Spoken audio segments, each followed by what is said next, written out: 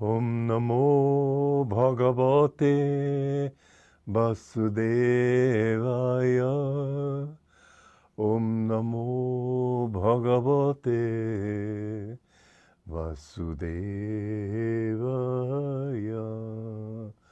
Om, I bow to the Lord Vasudeva. Joy to you, friends.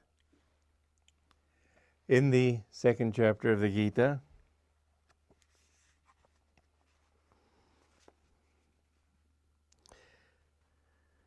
Krishna says, O son of Kunti, sensations such as heat and cold, pleasure and pain are generated through the senses in their contact with the world. They are ideas only, transitory, each with its beginning and end. O descendant of Bharata, bear with them patiently. Parenthesis, the way of wisdom is to be non-identified with anything outside the self. And so we must understand that by equanimity, you have the beginning of the first quality that you need to develop spiritually. Even-minded and cheerful. Keep this motto written on your heart. When I have been to the dentist, I haven't taken Novocaine in many years, and I've been to the dentist many times, because when I was a child I had colitis, and the doctor put me on a no milk and no cheese diet, and my teeth really suffered from it.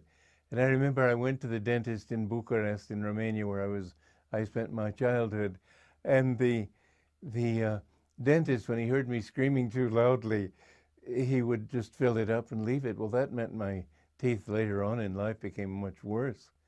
But later, when I came onto this path, I stopped taking Novocaine. And I have found that it's very easy.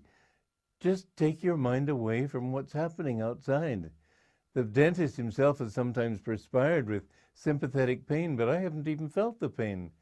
Sometimes I've written music or thought about a book that I was writing and thought about how to resolve some particular philosophical problem or whatever it might be.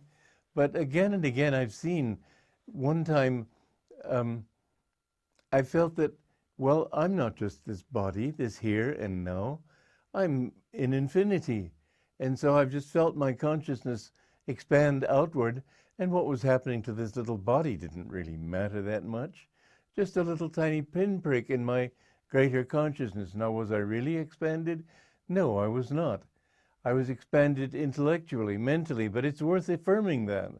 It's worth affirming that I'm infinite, even if you haven't got that experience yet. Affirm that you are ageless. Affirm that you are not limited in time and space, so that when things go wrong with you right here, today, think, well, they won't be so bad tomorrow, maybe, or the day after. What does it matter? I'm not identified with this moment in time. And I'm not identified with this place. I've had the advantage of having lived in many countries, but many times I've had to ask, what country am I in right now? Am I in Italy? Am I in India? Am I in America? I have to really think it through. But the thing is that you aren't here right now. You're just temporarily in this body. You're temporarily in this particular culture.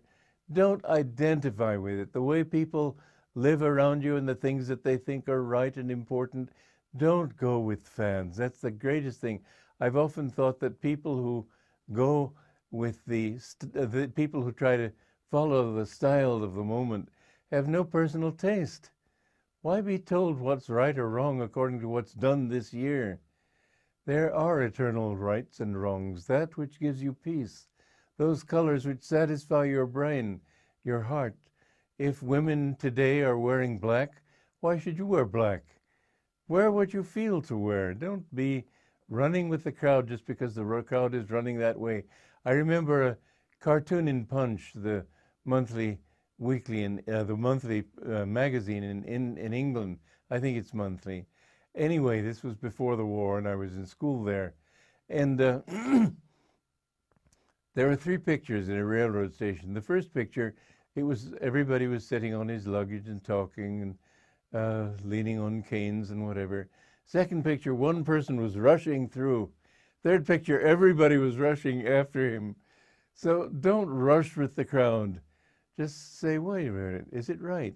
So, it's amazing how people can be caught up in mass hysteria. Somebody's standing on a high ledge on a building ready to commit suicide. There have been people down below actually crying, come on, jump, don't be afraid. Can you believe it? But the hysteria that comes with going along with what other people are saying, it can lead to incredible delusions and incredible errors.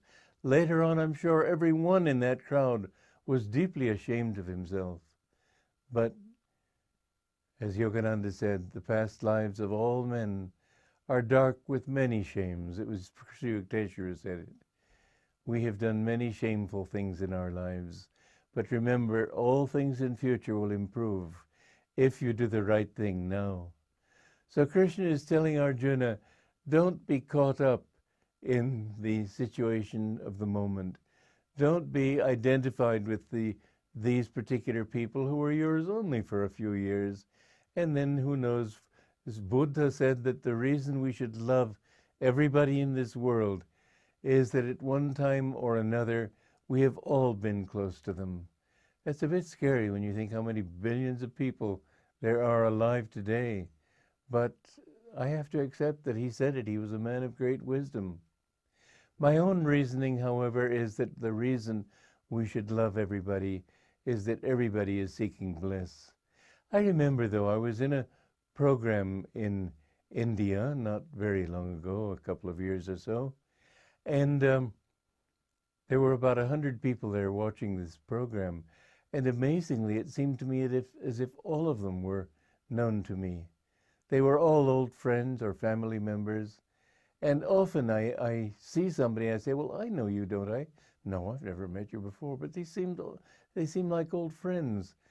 The more you live in that thought of eternity, the more everybody seems to you very familiar. And the way to remember your own past lives is not to be too identified with this life or this body. You're only this body, which is a child, then grows up, then becomes old. You're neither young nor old. You're just passing through. Don't be identified with it if you want to be free in yourself. And once you've really freed yourself from that, then you begin to remember your past lives. You know what you've been in the past. And the more you become disidentified, non-identified with this body, the more clearly you remember not only what you did, but who you were, and all the people you knew then, and what your association with them was. Yogananda had that quality. And I remember one time I was having trouble with my digestion. He said, that's because you had trouble with it before. Just casually. I told him I'd always wanted to be a hermit. He said, that's because you did it before. Many times you would just casually talk like that to us. But remember, you're not here for the first time. You're part of a long, long sequence. Your job now is to get out of it. Joy to you.